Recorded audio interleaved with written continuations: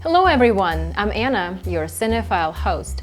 Do you believe that fate is prearranged by the universe when we are born, or even before our birth? In the movie A Good Year, with a childhood temporary romantic message and some faded memory, a man finds his love, himself, and the rest of his peaceful life in the tranquil countryside in Provence, France. It's a story of wine, of greed, of retrospective change, and of the beauty of women and vineyards. Maximilian is the ballsiest broker on the London Exchange. One day he uses the pump and dump scheme, ordering his team members to sell their stocks at a high price to make the market dump, and then he sweeps off all the stocks back in their pocket at a much lower price. He helps the company make a spectacular amount of money and all his members richer.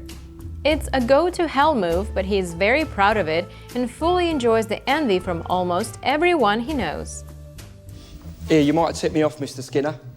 I'll give you a tip, Bert. Never pat a burning dog. Wanker. That night, Max receives a letter informing him that Uncle Henry passed away. The next morning, he recognizes that he inherits a vineyard, Château Le Canorgue in France.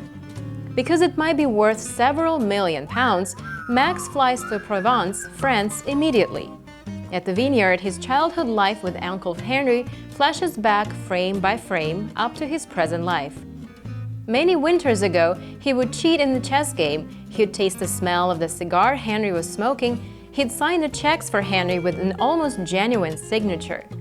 Once Max lost a tennis match and upset with the loss, Henry encouraged Max to celebrate, because a man should acknowledge his losses just as gracefully as he celebrates his victories.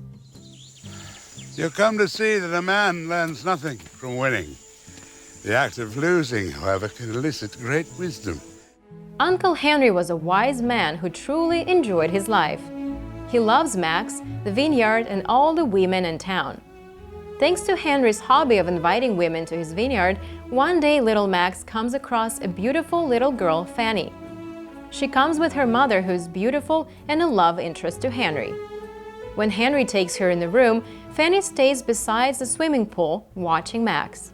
Then she jumps into the pool and swims to him. While he's excited in his heart and pretends to be calm, she jumps off the water, kisses him, and whispers some words in his ear, which he remembers in the deepest part of his memory for the rest of his life. He remembers that she said something like this.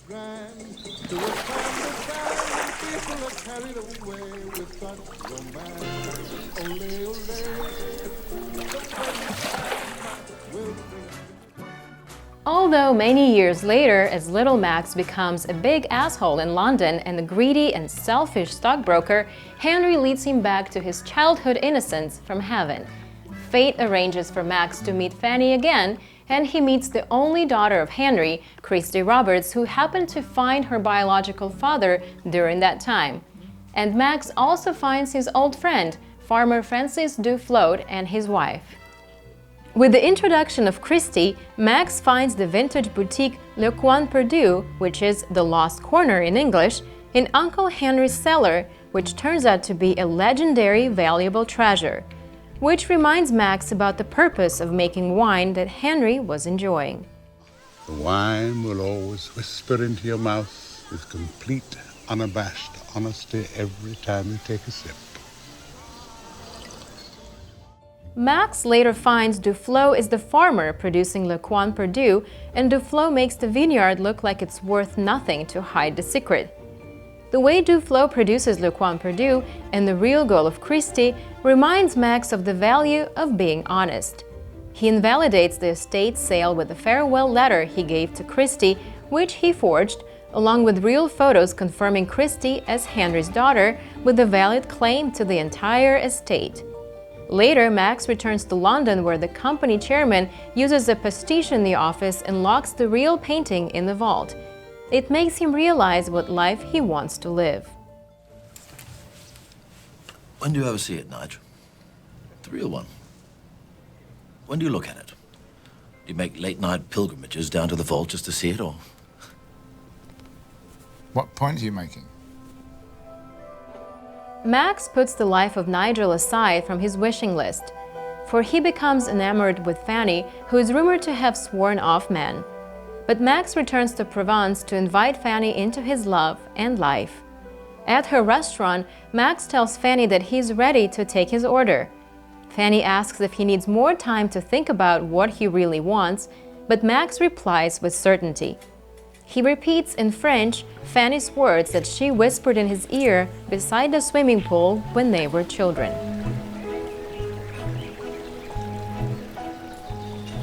Pardon mes lèvres, elles trouvent du plaisir dans les endroits les plus inattendus.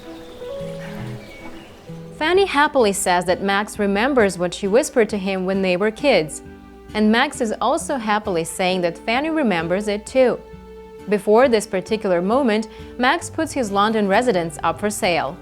After he returns to Provence, entering into the life with Fanny, Christie also returns, and she and Duflo jointly run the vineyard while trying to reconcile their vastly different philosophies of wine production. Before the movie says au revoir, Christie tells Max that his green ink is running low, and she buys him some in case he wants to write something like letters.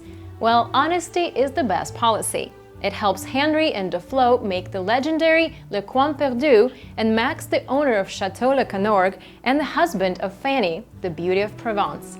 By the way, Chateau Le Canorgue is a real place. Don't miss it if you visit Provence, France, next time. You're sure? Absolutely. So, what is it to be? How's the soup? The soup is finished. Like my job. The fish? We've run out. That's like me with excuses. Don't waste my time. Choose something we have.